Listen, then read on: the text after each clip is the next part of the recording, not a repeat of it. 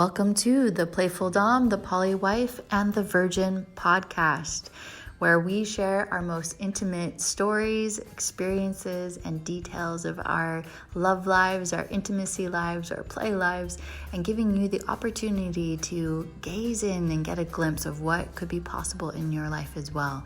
As we share our stories, our adventures, we weave in tips, tricks, and techniques to help build your confidence, boost your courage, and give you the opportunity to ask for what you want in your life. Welcome to the podcast. Oh, and just a couple of quick thoughts before we get started. One, we are just everyday people. We are not professionals, licensed therapists, anything like that. This is for edutainment purposes only. This is not medical advice or legal advice, financial advice, nothing like that. Listen at your own discretion. And this is for mature audiences. We're going into deep subjects and sharing deeply about intimacy and all the things about that. So just notice who you're around and let's go. Welcome to the Playful Dom, the Poly Wife, and the Virgin podcast. Today, I, Jess, the Playful Dom, are going to share with you a very interesting change and turn of events that occurred for me while I was giving a TikTok live. So a bit of a background about me. I have another alter name that I go by, and that is the Power Priestess. It's something that I created on TikTok back in September 2020. I have about 71,000 followers. It was the start of the Power Posse, a women's group I have in Facebook. All these things you're welcome to check out later. But the thing about TikTok, so in my videos, they're very much about empowerment, women stepping into their goddess, the priestess. This is very much the demographic is primarily women. So I want to make that very clear as a lead up to this story. For those of you who are familiar or not familiar with TikTok, TikTok is a social media app, a video app. And I think at this point, there's like a billion videos have been uploaded or something crazy. There's millions of followers and those who have user names and profiles and all the fun things. So I haven't been on TikTok in quite a while. And one of the things, the way the algorithm works is in order to get exposure and build an audience, you need to be consistent with your videos, like 3 videos a day is kind of like the average to go by. And I haven't posted anything in months. I started doing TikTok lives about a week ago just to refresh and just get into the flow again. And they only had like a maximum of like 8 people at the time, it seems like, watching.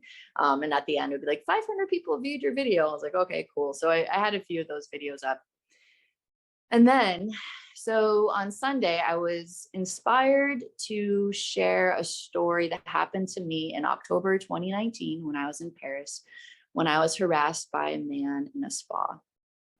And it was a very, very, very powerful moment of my life because it was really one of the biggest moments where I owned my voice and my boundaries, and I channeled the dark feminine in such a way into this man that it was like a fire hose of pure wrath and rage on how things unfolded with him. So I'm not sure if I should tell you the story first or tell you the TikTok reaction, but when I went and shared this story in the posse on Facebook, there was only one woman watching me at the time because I just kind of hop in and do things. Let me tell you the story.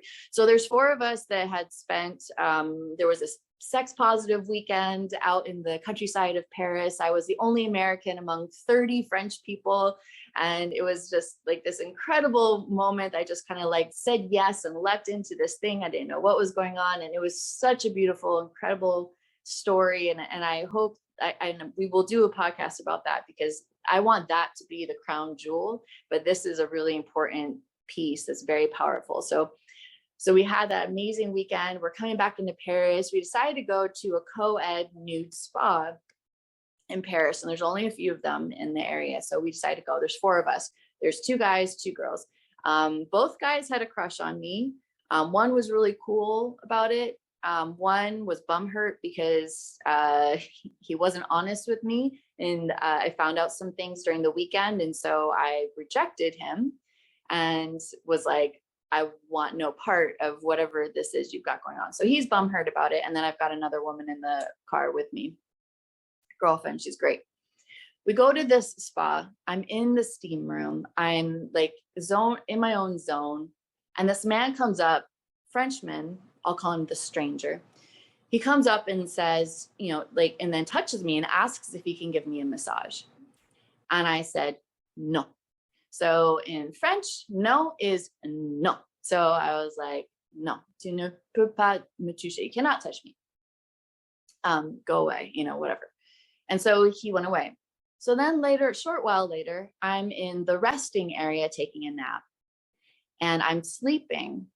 And I feel someone touching my body on my arms. And I'm thinking it's the bum hurt guy because he's there. And as I'm opening my eyes, it's the man, it's the stranger who I had just, 20 minutes, half hour before had said no to. He's touching me while I'm sleeping, and I'm waking up to him touching me. And I am like, what? Like, what the fuck are you doing? And he's like, oh, I thought you wanted me to touch you. And I was like, JD, no. I said no. And I was like, get out. Like, I was so fucking pissed. Okay. So that's segment 1. Segment 2.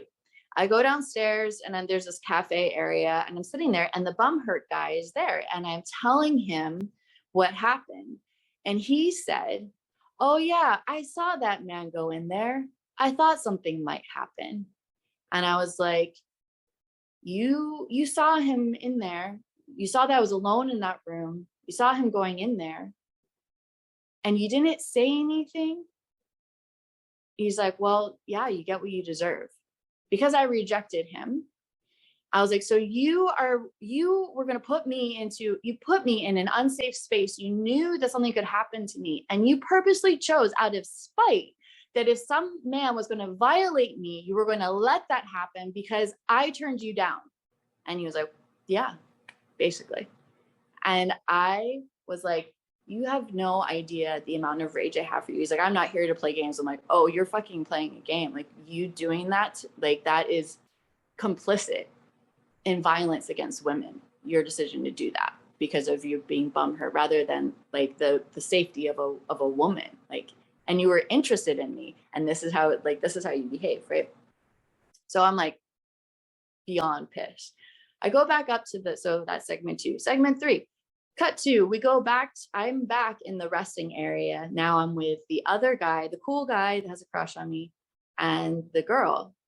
And as I'm talking about it, the guy was like, oh, do you want me to say something to this stranger? I was like, no, it's okay. I got it. It's fine. I'll handle it.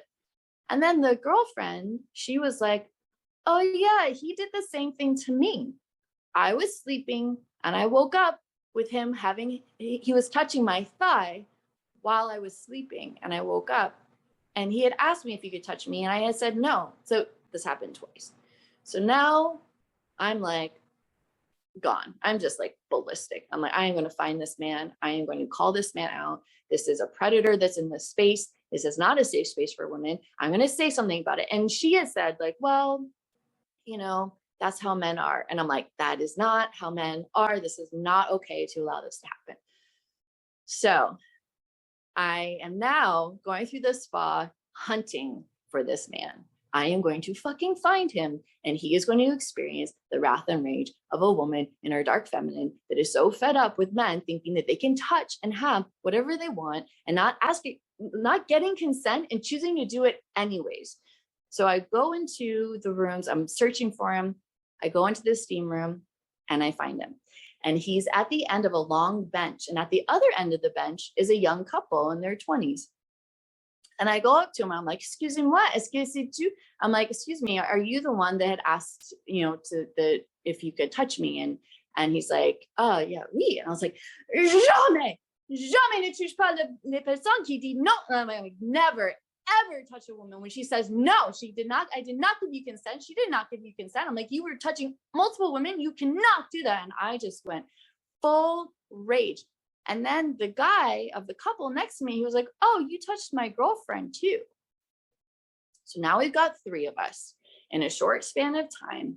This man is a predator and feels like he can touch any woman that he wants, even after they've said no or clearly not given a yes.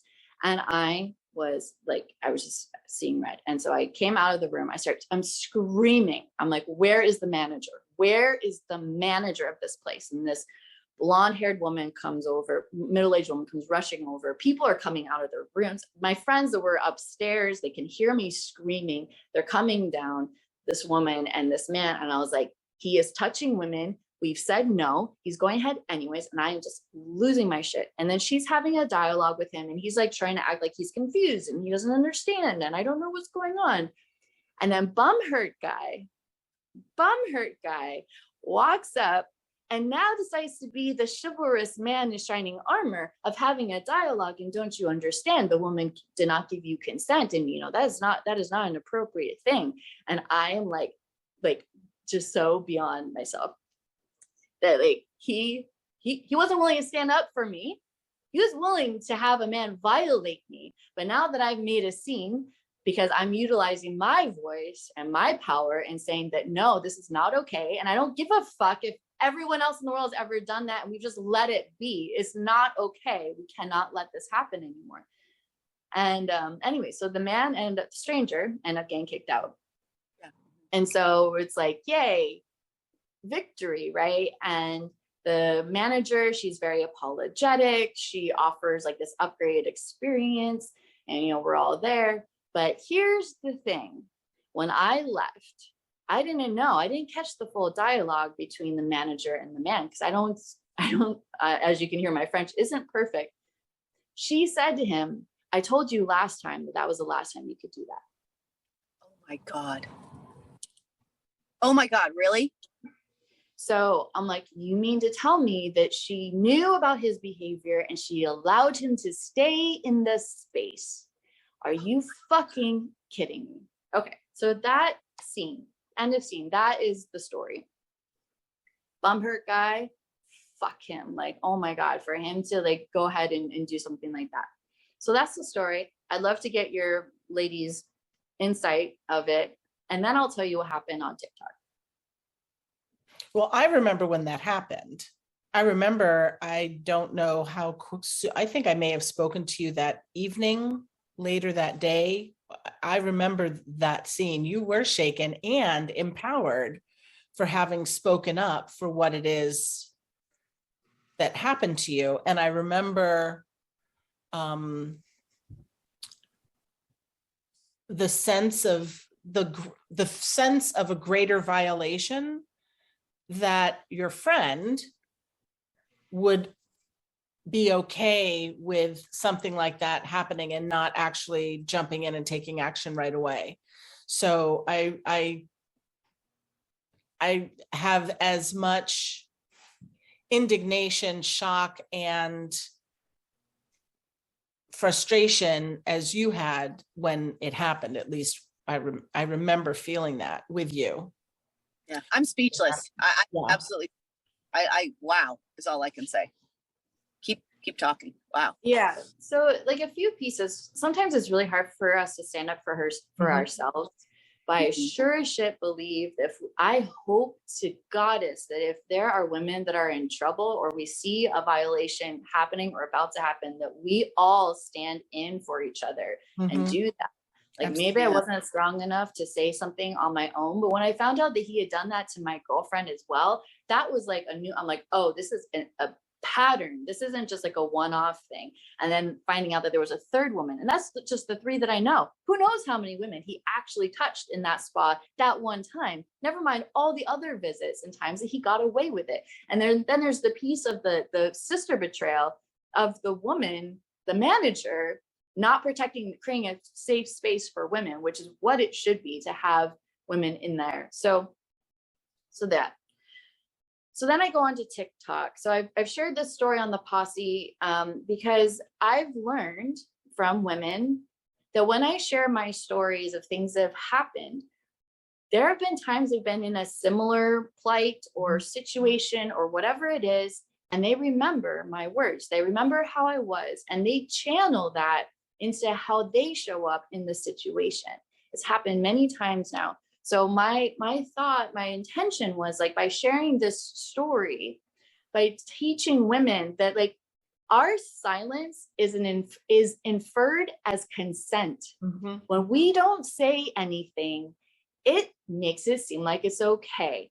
So for whatever has happened in that man's life and all the men's lives, all the women who chose to just brush it off, well, it's not a big deal, I'll just be silent, has perpetuated this narrative that it is okay for these men to act egregiously and disgustingly and disrespectfully, and that we are however way they see fit rather than us standing in our truth. Because what happens when we stand in our truth? What happens when we say no? Oh, she's a cunt, she's a whore, she's a prude, she's a stuck-up bitch, oh, she's this, she's that. Like all this name calling and verbal assaults that women get when they choose to stand in their power, not to mention then the energetic and their bum hurt and their rejection pieces, and then the bum hurt guy that like was willing to have me be violated because I said no to him. He was willing to let that happen because he was so bum hurt that I didn't say yes. What the fuck is wrong with men? And this was supposed to be a conscious man who's actually done work. This isn't some imbecile. Like, this is a man that's like very aware, and he consciously chose to do that. This is such a deep psychosis of a retarded way of men to behave and treat women in this space. So now I'm on TikTok. Okay, power priestess. My primary demographic are women. I don't attract men, very few. Second, I set it up. The title of my live was That Time I Got Harassed at a Spa. Again, pretty like I'm directing it to women. So as I had said earlier, that I haven't posted any new videos on TikTok. I'm essentially pretty much a nobody at this point, even though I have a following. I haven't been keeping it up. My last few lives had some people watching, but not much. So I go on and I start speaking to share about this story. I'm laying out boundaries, and then like suddenly there's like 60 people, then 100 people, then 250 people, then 300 people, then 400 people, then 500 people are all watching me as I'm starting to like set up for this story. And then there's men coming in and they're like insulting me and they're gaslighting me and they're assaulting me. They're saying horrible things. And I'm in a white robe sitting in my bed. You can see about like, I don't know, a quarter inch maybe of my chest, upper chest, not even boobs, just upper chest. And they're like sexualizing me, saying that they like a full bush, that I have it coming for me, that like, you know, what do I expect men to think when I'm sitting in a robe, giving a live, like, you know, all of these things are happening. And so at the beginning of the live, I said, ladies, if you're waiting for the white knight in shining armor to come rescue you, it's not going to happen. He's not coming.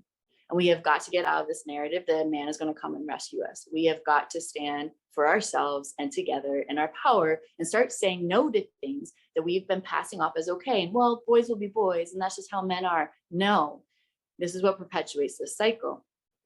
How many times have I not stood up for my sisters? This is part of my redemption of like sharing my story and really leaning in and, you know, encouraging that.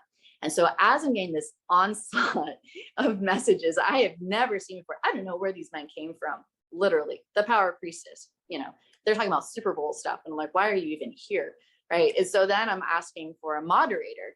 I'm like, ladies, can I have a moderator, please? I'd really love someone to help like block and mute these people because I'm going to get distracted. I really want to stay in the transmission. This is a very important message. I want to get the story out.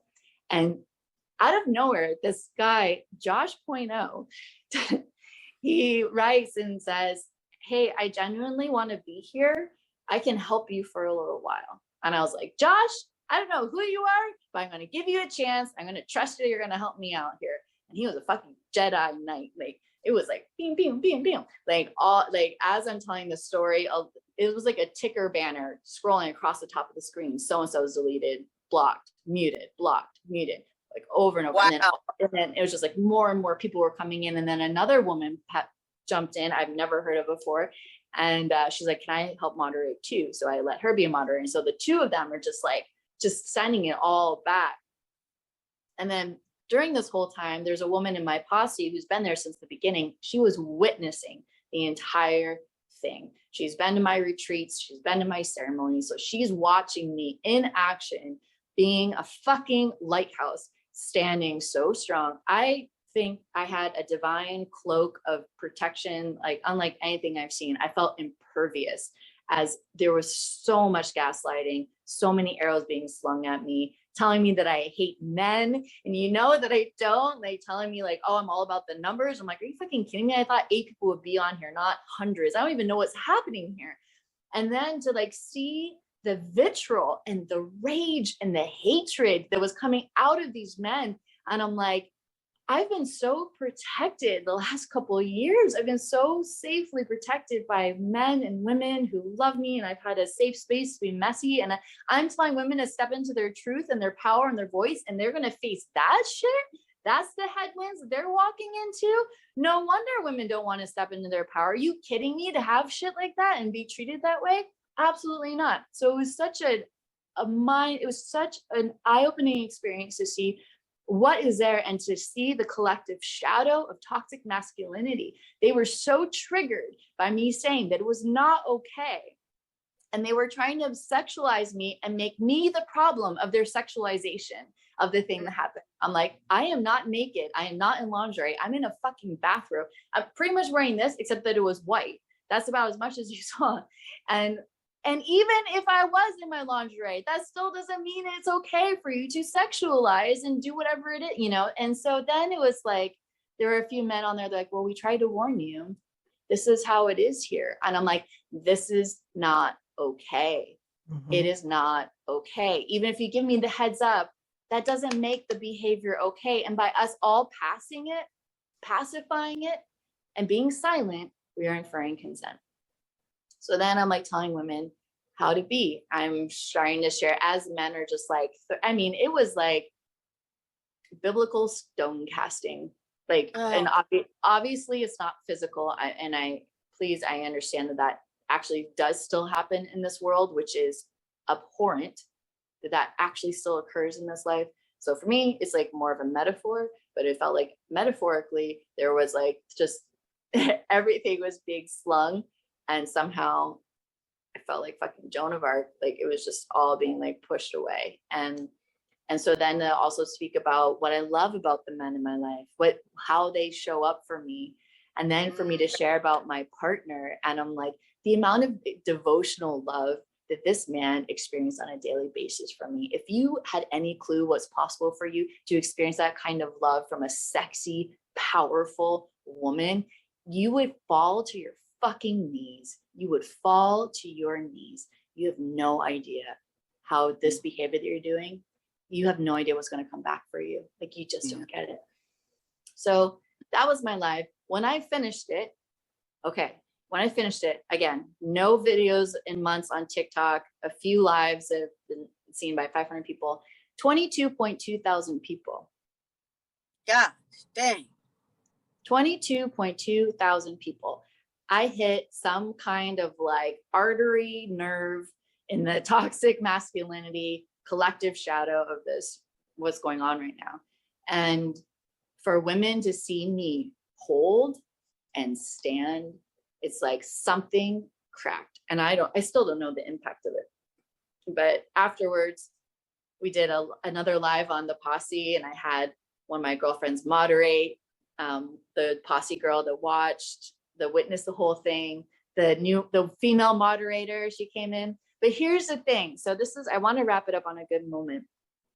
I was acknowledging and thanking the moderators at the end of my TikTok live. And I started getting choked up about the guy, Josh Poino. And I was like, I was willing to go in there unprotected by myself, facing all of this. I wasn't expecting the man to come in. And so for him to show up in the midst of all of that and to be like fucking Jedi, like helping protect me, a man who doesn't know me, who's never seen me, and being willing to do that, that was an incredibly healing, transformative moment for me. So the female moderator who's never seen me before, I was like, hey, do you want to join the posse? Sure. Hey, do you want to go on this call with me? Yes. Okay, great. Like, do the crazy thing. And we did this call, and it was super, super powerful. And it's showing me how important it is for us to utilize our voice. We've got to break the narrative. Otherwise, we're perpetuating it in our silence. And it's going to continue to seem like it's okay. And the Me Too movement did something, but there's like another layer here that's like ready to come forth. So that is my TikTok experience. Still, I still don't, there's no reason I should have been in that kind of visibility, but apparently it was time.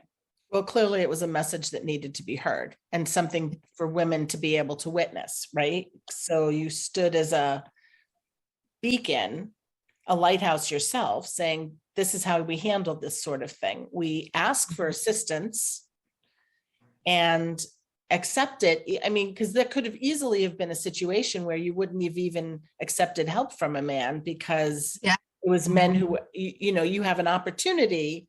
You had an opportunity to not trust the man who was stepping up, but you did, right? So one of the great takeaways from that is every person comes to you with a completely blank slate, right? Yeah. That you may have had terrible experiences with men, but this one came to not to your rescue, but to your side, right? To slay the dragons with you. And I think that is really fantastic. And maybe the algorithm had you on there because it was important for people to have witnessed it and seen it happening live, at least on TikTok, right? So were you saying that you had at one point 22,000 people watching?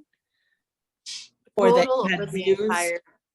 Over the entire video, 22.2 thousand people, Whether they were hopped in for 5 seconds or a minute or whatever it was, they were there. And so many men, that was what was so like mind-boggling to me. I'm like, come on, it's called The Power Priestess and about me getting harassed. I'm really so like, how did I attract harassers? That's what's fascinating. That it attracted the harassers to come into a space where I'm sharing a story about being harassed. And it's so fascinating. So very emotional for me. I'm on many different levels, but I think obviously what happened to you and the other women in, on your adventure, that's obviously very emotional. But again, to have, a man, somebody again that doesn't, two people, a male and a female that you don't even know, just to stand up and say, hey, here, let me help. I think says something about humanity. There's a little bit of, hope and greatness in people, complete strangers. And I don't know, again, I'm still very emotional about it, but God, Jess go is all I can say. That is not easy. It was, wow. Wow. I'm speechless about it. I've like kind of recapped with a few people afterwards. And it's cute that like, my partner, we call him on here Josh. So it's cute that a guy named Josh on TikTok like jumps in to like help me. And I really, there's so many pieces that still haven't sunk in for me yet. I can't wrap my head around yet. So I'm not, but the fact that I could hold in that, that I didn't shut down, that I didn't back down, that I didn't start crying. Yeah. These things like getting emotional about like, don't pick on me, whatever, like to like, just like fucking like, kind of thing. And maybe a follow-up. I think the beautiful thing is another follow-up is not to step down, but to step in again and say, maybe it's because it's been, again, so emotional to me that there's two complete strangers that were there and, were there to help and to have your back. Again, I'm going to use the word decent people. So maybe that's it, right? That through this, there are some really beautiful people. So to keep spreading that word. So, and it's a really challenging time. It's a reminder to me, and it's happened to me so many times now. Like if someone had said to me, if a psychic or I got in the message like, hey, Jess, there's going to be 22,000 people watching your video and they're going to be belligerent at you, many of them. And you're going to be in a robe and they're going to, and this and this and that. I don't know if I would have gone on. I get I don't know if it. I You would wouldn't have have, gone. I mean, why would you have gone on? Yeah, Exactly. I don't know if I would Yeah. have been ready for it. And so I think this is also kind of a sign of the times, is that we might think Yeah. we're not ready for the thing, but we sure as shit are. And when we're ready right. to step into the thing, especially if it's in the dark, angels will always come by our side. This has happened to me every time, every path, the last few years, especially every time I've walked into something dark, meaning unknown, uncharted Yeah. territory. Holy fuck, Mhm. what am I walking into? Every time I've been willing to step into that space, angels from out of nowhere have shown up for me every time. And so this was just another iteration of that, except it's live. People can see it. They're bearing witness. They're like, there's people who will come to your aid. And the other piece that, like, I don't know what I guess there's a forgiveness piece for me to have about the bum hurt guy. And that's something that I'm not quite there yet about, but, and so here we are, it's like 2.5 years later. So there's a opportunity for me to like forgive and move forward, because I'm sure that's a part of my energy that's stuck in that space and being treated that way. Because like, why would anybody ever do that? That is like absolutely insane to me that a decent people would do that. And also, like, you know, how did I get myself into that position? You know, so I think there's some other pieces to unfold in that.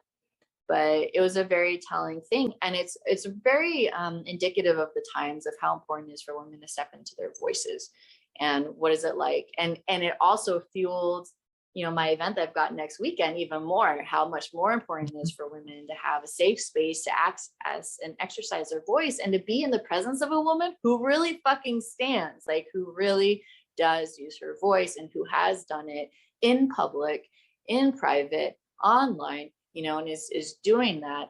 But I there was some, I've done some major training, because I don't know how I made it through that live, but I did.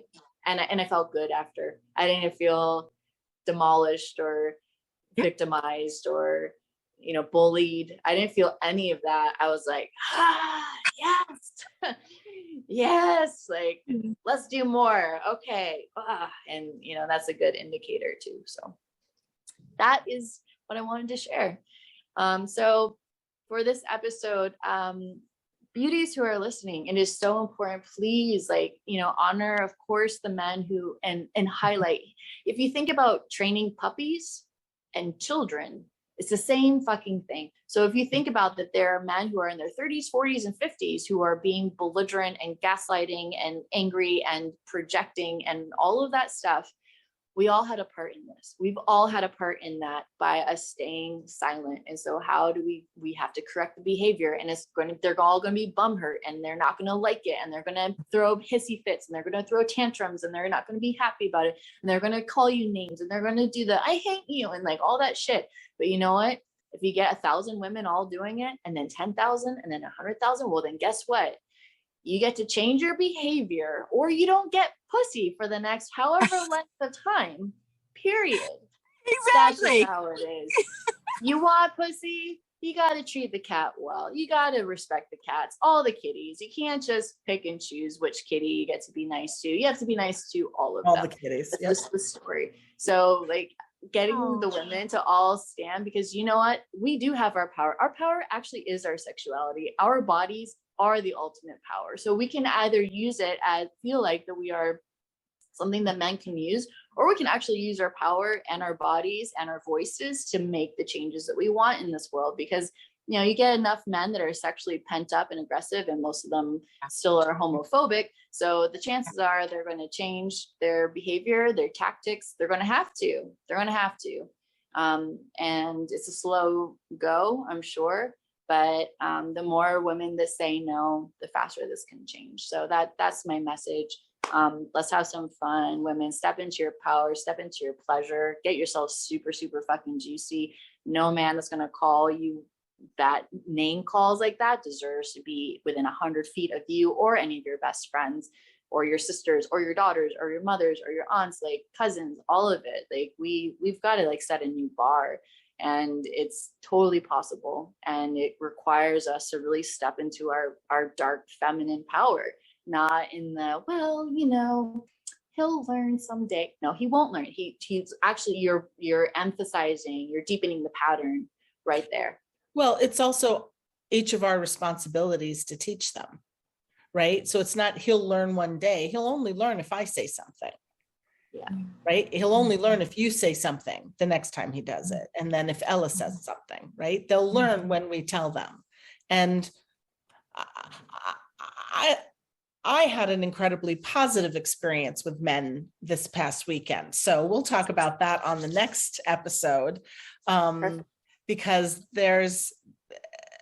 it takes all kinds, but I have been so blessed to have met such amazing and decent men, right? To keep giving me hope, because I learned early on that men can be, I've been assaulted and raped, and I can't remember during Me Too, I don't know, I listed 12 or 14 different assaults that I had been through from the time I was about 10 years old up until I got married, probably for 13 years. And so most of us, unfortunately, have had some awful experience, but I'm so grateful to be in a world where I'm meeting men who are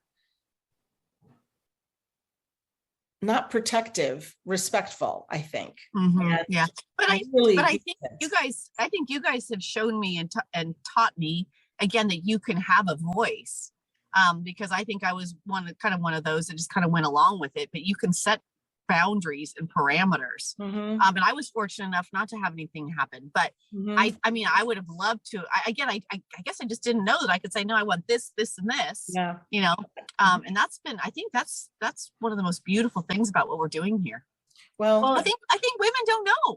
Like Jess, I didn't know until Jess told me, right? I didn't know till you guys told me, and I'm 53. Right. I didn't know until I stepped into a dom. Like I've had many situations, and sometimes I still do, where I don't speak my voice, I swallow it, and I stay quiet, and I still perpetrate the same thing. So I've recognized I'm like by no means a perfect person. This is all a journey, but there's been many times I've had non-consensual sex, or I just I didn't want to hurt the guy's feelings, so because his feelings were more important than my body, than my own sovereignty, and this is when I was younger, and so I get that. So I certainly don't want women to feel like any kind of shame. No, I know like how much I stayed silent, and I think that's why I've maybe overemphasized, and also to remind women that when we start using our voices, especially initially, so this was like 2019, this was 2.5 years ago, it's messy.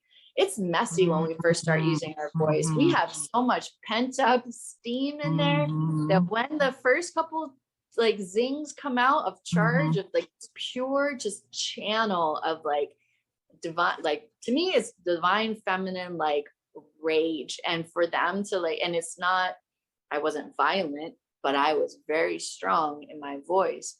And, and to reassure women, it's okay to get it messy. You have to be messy. It's just, you're not going to get it right, and it's not going to be perfect, and you're not going to, it's going to be powerful and strong and a little shaky, and that's okay. And that's another reason why I love women coming to me, so that they can start practicing that and start feeling safe to experience and express that. And to Lisa's point, I've had amazing men in my life now. Like to me, like to like look back where I was 2.5 years ago, and like where I am now, and like I'm just like, oh my gosh, like what a gift.